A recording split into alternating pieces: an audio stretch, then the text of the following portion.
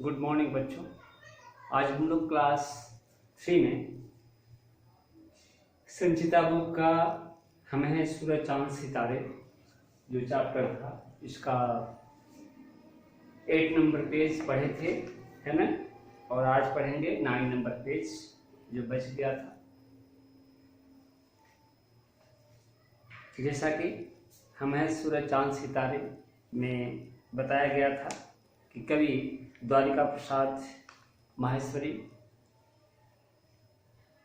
यह बता रहे हैं क्या कि बच्चे जो हैं क्या है, सूरज चांद सितारे के जैसे हैं। यानी बच्चों को सूरज चांद और सितारा माना गया है। और मैं आपको शुरू से बता रहा हूँ, देखिए एक बार फिर से कि हम हैं सूरज चांद सितारे, हम नन्हे नन्हे बालक हैं जैसे नन्हे नन्हे रजकन। जिस प्रकार से छोटे छोटे रज के कण होते हैं, रज का अर्थ क्या होता है, धूल। जिस प्रकार धूल के कण छोटे छोटे होते हैं, smallest particle of the dust जैसे होता है, ठीक हम बच्चे भी जो हैं धूल के कण जैसे हैं। लेकिन धूल के कण की ताकत क्या होती है, ये धूल का कण एक साथ मिल करके एक विशाल पर्वत का रूप धारण कर लेते हैं। कवि द्वारिका प्रसाद माहेश्वरी यह बताना चाहते हैं कि बच्चों में भी कुछ इसी तरह का जज्बा है, बच्चे भी कुछ इसी तरह के साहसी हैं, बच्चों में भी कुछ इसी तरह की विशालता को ग्रहण करने की क्षमता है। जिस प्रकार धूल का कण एक विशाल पर्वत का रूप ले लेता है, ठीक उसी प्रकार बच्चे भी क्या हो सकते हैं, विशाल पर्वत के समान हो सकते हैं। अब बच्चे जो एक विशाल पर्वत कैसे बनेंगे, तो बच्चे विशाल पर्वत अपने कर्म के बल पर बनते हैं, अपने पद और प्रतिष्ठा को इतना ऊंचा कर लेते हैं कि वह पर्वत से भी ऊंचा हो जाते हैं। उनकी पद और प्रतिष्ठा, उनकी गौरव गाथा, उनका यश, उनका कीर्ति इस तरीके से गाया जाने लगता है, इस तरह से वे प्रसिद्धि को प्राप्त कर लेते हैं कि उनका कद पर्वत से भी ऊंचा हो जाता है, पर्वत के समान हो जाता है। तो कहने का मतलब बच्चे क्या है, विशाल पर्वत का रूप धारण कर लेते हैं इस तरीके से। और फिर नेक्स्ट आइए, है हम बच्चों की दुनिया ही एक अजीब गरीब निराली, है ना। बच्चों की दुनिया निराली होती है। निराली क्या होता है, अनोखा, अनोखी, विशेष। क्यों? क्योंकि बच्चे जो है निश्चल होते हैं, वे निश्चल प्रवृत्ति के होते हैं। उनके अंदर छल और कपट की बात नहीं होती है, भावना नहीं होती है। वह जिसको अपना मानते हैं उसको अपना मानते हैं, वह दिल से अपना मानते हैं, दिमाग से नहीं। ठीक है, तो इसलिए इनकी दुनिया को अजीब, गरीब और निराली कहा गया है। फिर कवि कहते हैं कि हम सूरत मूरत मंदिर की, हर सूरत है भोली भाली, यहाँ न कोई भेद रंग का, सबके सब हम एक रंग है। देखिए बच्चों में जो है, जैसा कि मैं बताया क्या कि बच्चे निश्चल स्वभाव के होते हैं या सभी को अपना मानते हैं। बच्चों में जो है रंग भेद नहीं होता है, बच्चों में धर्म भेद नहीं होता है, बच्चों में जाति भेद नहीं होता है ना। ये जाति भेद, धर्म भेद, रंग भेद हम जब बड़े होते हैं तो ये सीखते हैं नहीं। तो कहने का मतलब हम बचपन में जो बच्चे हैं, आज बच्चों से पूछिए, आपसे पूछिए, आप किस जाति से, किस धर्म से, तो बहुत सारे बच्चे हैं जिनको ये पता नहीं। बच्चे तो बच्चे होते हैं, सभी जो एक दूसरे से प्यार करते हैं, सभी एक दूसरे से क्या करते हैं, दोस्त मानते हैं। तो यहाँ पर रंग का को लेकर के, यहाँ पर धर्म को लेकर के, यहाँ पर जाति को लेकर के किसी तरह की भेदभावना नहीं चलती है, नहीं होती। सबके सब क्या है, एक रंग में, एक रंग के रंग में सभी क्या है, एक रंग के क्या है, सभी सभी बच्चे हैं। ठीक है, और जिस तरह से दिशाएं जो है एक है, यानी पूरब, पश्चिम, उत्तर और दक्षिण एक दिशा को निर्देश करती है। ये सभी क्या है, एक दिशा को बताती है, एक डायरेक्शन को बताती है। ठीक उसी तरह से बच्चे भी क्या है, बच्चे भी अलग अलग हैं लेकिन वह एक है। क्या, वे एकता की भावना को दिखाते हैं, वह एकता की भावना को बताते हैं, क्योंकि वे रंग भेद नहीं जानते हैं, वे जाति भेद नहीं जानते, वे धर्म भेद नहीं जानते। ठीक है, तो इस तरह से बच्चों की तुलना जो है किससे की गई है, बच्चों की तुलना आपका दिशा से की गई है, उत्तर, दक्षिण, पूर्व, पश्चिम। तो यहाँ तक हम लोग पहले भी पढ़े थे। आइए पेज नंबर 9 पर देखते हैं एक बार फिर से। पृथ्वी माँ के राज दुलारे, हम हैं सूरज चांद सितारे। बच्चे जो है क्या है, पृथ्वी माँ के राज दुलारे। पृथ्वी हमारी माँ है।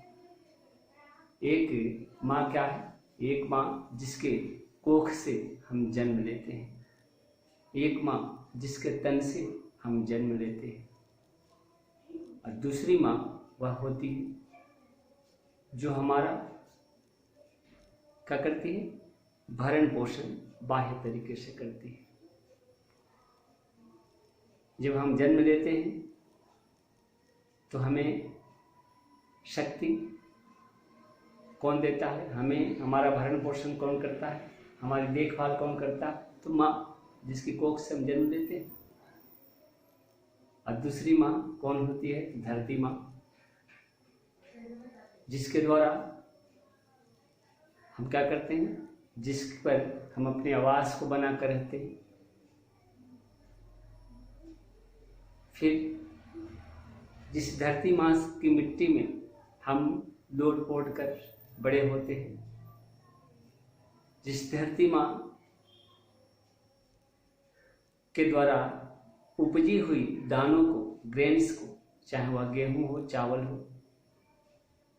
दाल हो, सब्जी हो, सभी को हम खाते हैं और हम अपने स्टेमिना को, अपने इम्यूनिटी पावर को क्या करते हैं, बढ़ाते हैं। तो चाहे वो शाकाहारी हो मनुष्य या मांसाहारी हो, जीव हो या मनुष्य, सभी क्या है, इस धरती पर जो भी चीजें उपलब्ध है, जो भी स्रोत है खाने पीने और रहने का, उसका उपयोग करते हैं। हम धरती का किसी न किसी रूप से धरती माँ का दोहन करते हैं और क्या करने के लिए, तो अपने को जीवन प्रदान करने के लिए, अपने को जीने के लिए। तो कहने का मतलब कि एक धरती माँ है और दूसरा अपनी माँ है ना, जिसकी कोख से हम जन्म लेते हैं। जैसा कि मैं बार बार बोल रहा हूँ, तो पृथ्वी माँ के राज दुलारे, पृथ्वी माँ के बच्चे क्या है, राज दुलारे होते हैं। उसी तरह से है ना, चूंकि पृथ्वी माँ के राज दुलारे हैं, इसलिए बच्चे क्या हैं, सूरज, चांद और सितारों के जैसे। एक धरा की ही गोदी में सारे बच्चे बड़े हुए हैं, एक ही धरती की गोदी में हम सभी बड़े हुए हैं। चाहे हम कहाँ हो, भारत में रहते हो या नेपाल में रहते हो या अमेरिका में रहते हैं या लंदन में रहते हो या जिस भी कंट्री में रहते हो, जिस भी भूभाग में रहते हो, है ना, हमारी धरा एक है, हमारी धरती एक है। धरती तो एक है, हम इसको जो है बांटते हैं, हम इस पर लकीरें खींचते हैं, हम जो है दीवार बनाते हैं, हम जो है इसको बांटते हैं किस चीज़ में, तो महादेश में, हम इसे बांटते हैं देश में, हम इसे बांटते हैं राज्य में, है ना, हम इसे बांटते हैं जिला में, हम इसे बांटते हैं तहसील में, ब्लॉक में, गांव में, शहर में, नगर में। तो बांटने वाले तो हम हैं, लेकिन धरती तो भगवान ने एक बनाई। तो हम सभी जो है इस धरती के क्या है, एक ही धरा पर पलते और बढ़ते हैं। हमारी धरा एक है, हमारी धरती एक है। ठीक है, तो इस प्रकार हमारी धरती एक है, हमारा आसमां एक है। हमारा आसमां क्या है, आसमां को कवि ने छत कहा है। हम धरती पर रहते हैं और आसमां हमारा छत के रूप में है, वो भी एक है। तो धरती एक है और आसमां एक है। ठीक है, और हम जो सांस के रूप में हवा लेते हैं वह भी एक है। तो एक हमारी आसमान छत, एक हमारी सांस पवन है। पवन का मतलब क्या होता है, हवा। सांस के रूप में हम जो ऑक्सीजन लेते हैं ये भी क्या है, एक। ऐसा नहीं कि हमारे लिए ऑक्सीजन दूसरा है, आपके लिए ऑक्सीजन दूसरा है, गरीब के लिए ऑक्सीजन दूसरा हो जाता है और अमीर के लिए जो है दूसरा हो जाता है। नहीं, ऑक्सीजन क्या होता है, हवा क्या होती है, सबके लिए एक होती है जो हम ब्रीदिंग के रूप में लेते हैं। तो सांस भी हमारी एक है। धूप चांदनी के कपड़ों से ढका हुआ हम सब का तन है। ये धूप, सूरज का धूप, सूरज जो हमें धूप देता है, चांद जो हमें चांदनी देती है। तो चांदनी रूपी कपड़ा या सूरज की जो ज्योति आती है, सूरज का जो धूप होता है, तो धूप रूपी जो कपड़ा है या चांदनी रूपी कपड़ा जो है, इन कपड़ों से हम सभी का तन ढका हुआ है। यह सूरज और चांद कभी डिफरेंट नहीं करता है, कभी जो है अलगाव नहीं करता है। क्या कि तुम गरीब हो तो मैं तुमको अपना धूप नहीं दूंगा, तुम अमीर हो तो मैं तुमको दूंगा। चांदनी हर एक घर में जाती है, धूप हर एक घर में जाता है ना। यह जो है क्या करता है, तो किसी तरह का पक्षपात नहीं करता है। तो हम सभी जो है एक समान चांदनी, एक समान धूप रूपी कपड़े में क्या है, लिपटे हुए रहते हैं। और इस प्रकार हम सभी जो हैं क्या है, हम हैं एक विश्व के तारे, हम पूरे विश्व के एक तारे हैं, ठीक है। और हम हैं सूरज चांद सितारे। इस प्रकार हम सूरज बच्चे, हम जो है सूरज चांद और सितारों के जैसे। तो यहाँ पर एक एक की बात आ रही है कि धरती एक है, सूरज एक है, चांद एक है, धूप एक है, सांस एक है। तो कहने का मतलब कि हम सभी जो है किसी न किसी रूप में एक है। तो इस प्रकार इस कविता में हम हैं सूरज चांद सितारे कविता में एकता की भावना को दर्शाया गया है ना। इस कविता में क्या बताया गया है, एक होने की बात को, कि हम सभी का रंग और रूप विभिन्न है, ठीक है। हम सभी का धर्म अलग अलग है, हम सभी का जाति अलग अलग है, लेकिन जहाँ पर विचार की बात आती है वहाँ पर क्या है, हम एक हो जाते हैं। जहाँ पर सोच की बात हो जाती है वहाँ पर हम क्या हो जाते हैं, एक हो जाते हैं। यहाँ क्या है, यहाँ विभिन्नता में, कवि ने विभिन्नता में एकता को दर्शाने का प्रयास किया है। हम विभिन्न हैं, हम जाति से विभिन्न हैं, हम धर्म से विभिन्न हैं, हम रंग से विभिन्न हैं, लेकिन इन विभिन्नताओं में हम क्या हैं, एक है, हम सोच से एक है, ठीक है। तो इस प्रकार हम कविता ये समाप्त किए, ठीक है। आते हैं हम प्रश्नोत्तर पर। आइए सभी बच्चे क्या करेंगे, तो नए शब्द के जितने भी प्रश्नोत्तर हैं इसे लिखेंगे और इसके बाद से मौखिक का प्रश्नोत्तर देखा जाए। तो मौखिक में देखिए पहला प्रश्न क्या है, यह कविता किसके बारे में, कलम पर मौखिक का हम आंसर लिखते हैं। आप क्या करोगे, क्वेश्चन को बुक से लिखोगे और आंसर यहाँ से। यह कविता किसके बारे में है, यह कविता किसके बारे में है, यह कविता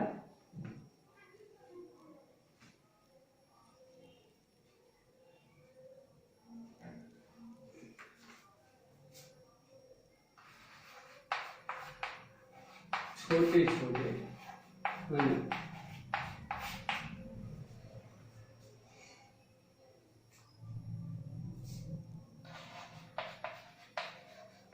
बच्चों के बारे में है।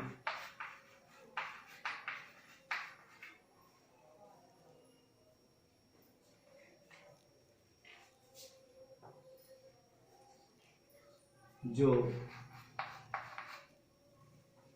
क्या है, प्रत्येक दृष्टिकोण से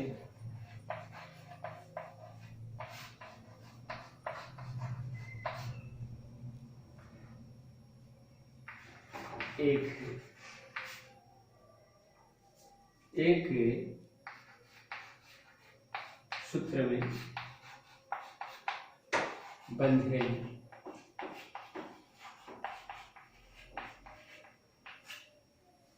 ठीक है, यह कविता किसके बारे में है? तो बच्चों के बारे में है, जो प्रत्येक दृष्टिकोण से क्या है, एक है। एक मीन्स यूनिटी में है। नन्हे रचकन क्या बन जाते हैं? तो नन्हे रचकन विशाल पर्वत बन जाते हैं।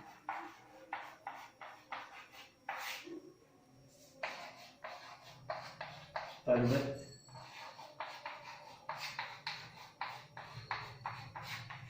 बन जाते हैं, है ना। वह परेख है, देखिए यहाँ पर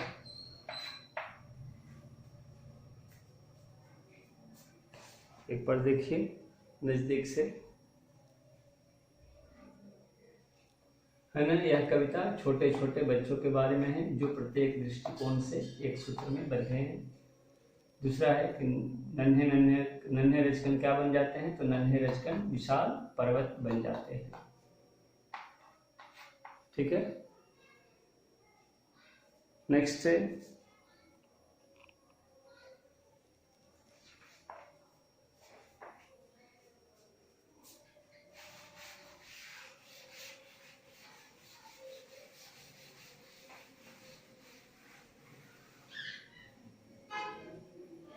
कौन पृथ्वी माँ के राज बुला रहे हैं? ग नंबर।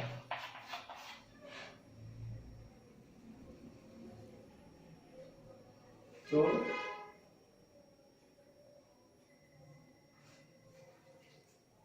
बच्चे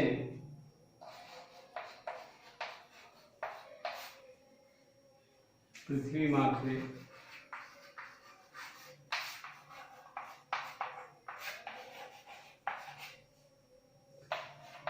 राज बुलावे हैं। फिर क्वेश्चन है, एक हमारी आसमान छत, एक हमारी सांस कौन है? इन पत्तियों के द्वारा बच्चे क्या कहना चाहते हैं? इन पत्तियों के द्वारा बच्चे क्या कहना चाहते हैं?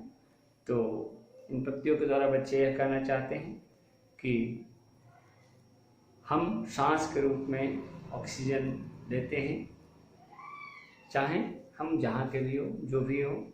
और हमारा छत जो है क्या है? आसमान रूपी छत है, धरती रूपी हमारा बिस्तर है, एक तरीके से रहने का घर। तो कहने का मतलब कि यहाँ पर बच्चे एकता की भावना को दिखा रहे हैं। ठीक है, चारों दिशाओं के नाम लिखें, तो चारों दिशाओं के नाम उत्तर, दक्षिण, पूर्व और पश्चिम है ना।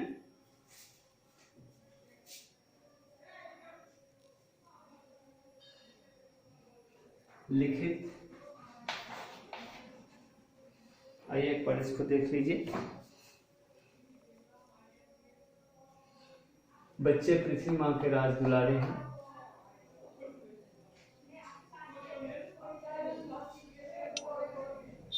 फिर एक हमारी सांस कौन है? एक हमारी सांस कौन है? एक हमारा आसमान छत है। इसको हम लोग कल लिखेंगे, है ना। इसको नहीं होगा तो मैं PDF में आपको भेज दूंगा इसका आंसर। आज के लिए इतना ही, नेक्स्ट मिलते हैं, धन्यवाद।